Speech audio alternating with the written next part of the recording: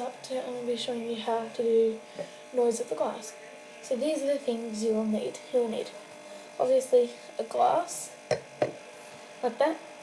You'll need a cup of water, or you can do this from the tap as well if you prefer.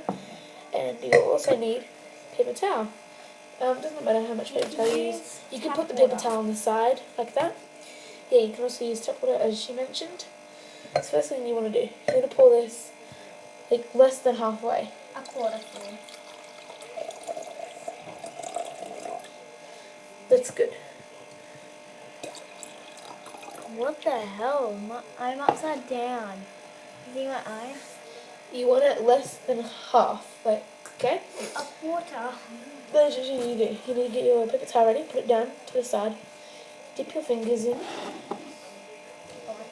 dry them off with the paper towel, like really good.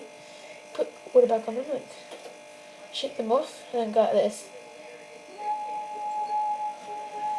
You do it really gently too.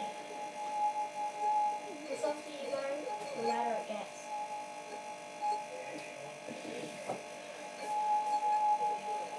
It's better if you use your index finger right there. All of them.